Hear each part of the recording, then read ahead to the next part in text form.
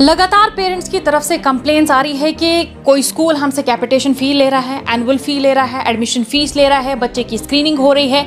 ऐसे में हमने बार बार उनसे कहा कि आप डायरेक्टर स्कूल एजुकेशन के ऑफिस में जाके कंप्लेन रजिस्टर करें। उसके साथ साथ पेरेंट्स की कंप्लेन है कि जेके बोस की जो NCERT बुक्स है वो मार्केट में अवेलेबल नहीं है, तो आखिरकार बुक्स है कहाँ। उसके साथ साथ ये भी एक अलग इशू है कि कुछ स्कूल्स ये कहते हैं कि NCERT बुक्स तो है ही, उसके साथ साथ आपको अपने स्कूल्स की भी कुछ डेजिग्नेटेड बुक्स जो है खरीदनी पड़ेगी। इन सब सवालों को लेके हम यहाँ पर डायरेक्टर स्कूल एजुकेशन के ऑफिस आए हैं, डायरेक्टर साहब से यहाँ पर बातचीत करेंगे। साहब, मैं आपसे पूछना चाहती हूँ कि लगातार कंप्लेंट्स आ रही है, यहाँ पर पेरेंट्स कितनी सारी कंप्लेंट्स लेके आए हैं और इंक्वायरी कमेटी का क्या हुआ? क्या मार्केट में ये चेकिंग की जा रही है? स्कूल्स की एनुअल फीस तो नहीं ले रहे, कैपिटेशन फी तो नहीं ले रहे, बच्चों को परेशान तो नहीं किया जा रहा है? देखिए, एनुअल फ़ी और कैपिटेशन फ़ी दो वो फ़ी हैं जो प्रेस्क्राइब्ड FFRC की तरफ से नहीं। ऐसा जो भी कोई फ़ी होगा जो FFRC की तरफ से प्रेस्क्राइब नहीं किया गया है उसको टोटली बैन किया हुआ है। इस सिलसिले में हमने डिस्ट्रिक्ट वाइज कमेटीज़ बनाई हैं। अगर किसी भी पेरेंट को कहीं भी शिकायत मिलती है तो वो उस कमेटी को अप्रोच करके अपनी रिटन कंप्लेंट दर्ज कराए ताकि हम उस स्कूल के ख़िलाफ़ कानूनी कार्रवाई करेंगे। नंबर 1। नंबर 2, अगर वहाँ उनका इजाला नहीं होता है, फर्स्ट ऑप्शन उनके पास है COs। उसके बाद अगर वहाँ भी नहीं होता है, they should approach us directorate and so that we will make team वहाँ उसको इन्वेस्टिगेशन करने के लिए।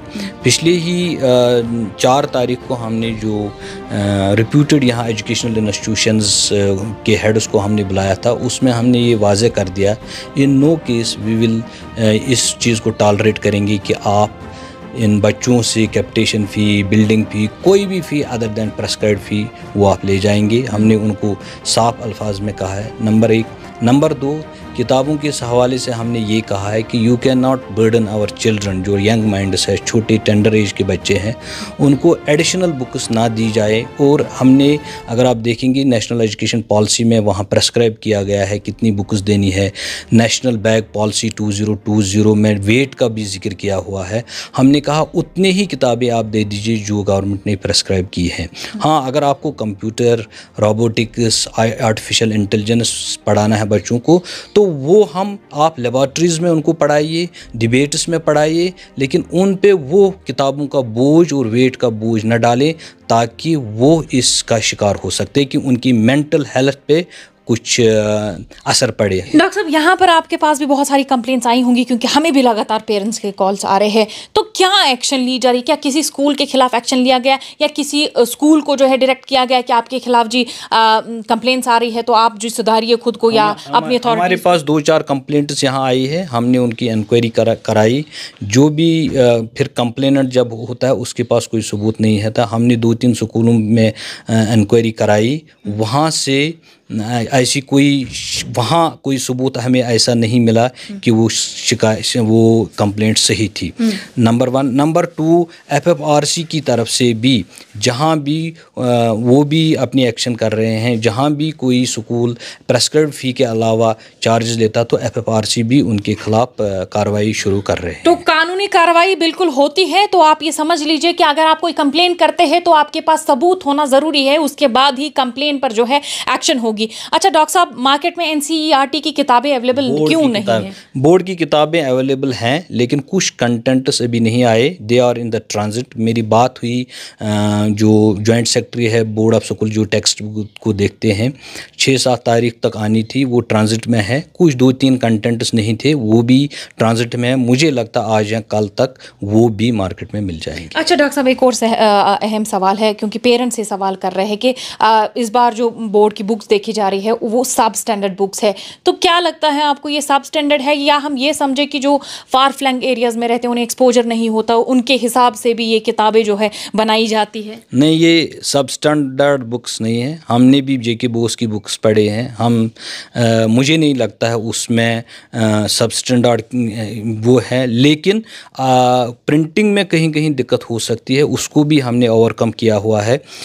वी आर मॉनिटरिंग इन, और इन बुक्स का बाज़ाब्ता हमेशा 2-2, 3-3 साल के बाद रिव्यू होता है और रिव्यू के बाद ही जो कोई अनडिज़ायर्ड मटेरियल होता है वो भी निकाला जाता है।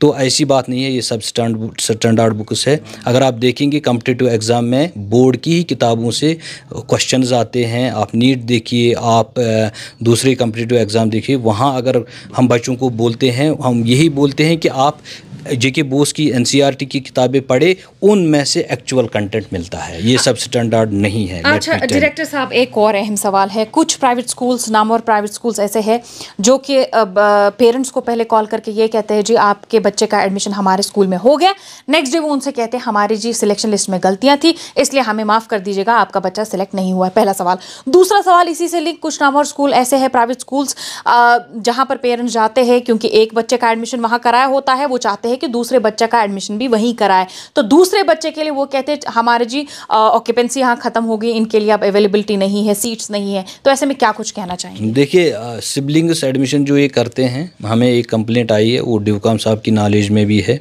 वो कुछ पेरेंट्स 22-23 पेरेंट्स ऐसे थे जो डीपीएस में एडमिशन कराना चाहते थे, उनके सिबलिंग्स वहीं हैं। We have taken up the matter with the management of DPS और that is under active consideration. देखते हैं, हम उनसे चिट्ठी हमने लिखी हुई, ड्यूकाम साहब की भी हिदायत थी उस पर। बाकी स्कूलों को भी हम कहते हैं सिबलिंग्स की फर्स्ट प्रायोरिटी दीजिए ताकि पेरेंट को एक दरबदर न होना पड़े, वो एक बच्चे को वहाँ से कलेक्ट करे, दूसरे को यहाँ। बड़ी मोस्ट अगर जब तक सीटें होंगी, इनको सिबलिंग्स को भी प्रेफरेंस मिली जाती है, उनका एक कोटा ये रखते हैं। अगर उसके से ज़्यादा हो तो फिर हम देखेंगे उस स्कूल के साथ बात। सिलेक्शन लिस्ट का क्या कह रहे हैं, मतलब पहले ऐसी बात मुझे नॉलेज में नहीं आई। आप मुझे बोलते हैं कि सिलेक्शन अगर कोई पर्टिकुलर स्कूल में ऐसा हुआ है तो आप बताइए, so that we can talk with the management of that school. बिल्कुल, उन्होंने कंप्लेन भी यहाँ दर्ज की है, हमने उनसे लाइव ही बात की थी, तो वो आए थे यहाँ पर, कंप्लेन भी दर्ज की है। किस स्कूल के बारे में? बर्न हॉल स्कूल के बारे में। अच्छा, बर्न हॉल, हम उनके साथ आज बात करेंगे। बिल्कुल बात करेंगे। बहुत बहुत शुक्रिया आपका। ये डायरेक्टर स्कूल एजुकेशन हमारे साथ डॉक्टर तसद्दुक साहब मौजूद है। तो इन्होंने जिस तरीके से कहा कि अगर आपके पास जो है कंप्लेन आपको करनी है तो आपके पास सबूत का होना ज़रूरी है, उसी से जो है एक्शन भी होगी। उसके साथ साथ सिबलिंग्स को लेकर उन्होंने कहा है कि पहली प्रायोरिटी स्कूल्स की होनी चाहिए कि वो सिबलिंग्स को एडमिशन दे दे, क्योंकि अब एक पेरेंट जो है अपने एक बच्चे को अगर किसी स्कूल में दाखिला कराता है, उसके बाद वो दर बदर कहाँ यहाँ वहाँ घूमेंगे और किसी और स्कूल में एडमिशन कराएंगे। बेटर है कि ये स्कूल जो है पहले प्रायोरिटाइज करे उन बच्चों को जो कि सिबलिंग्स है।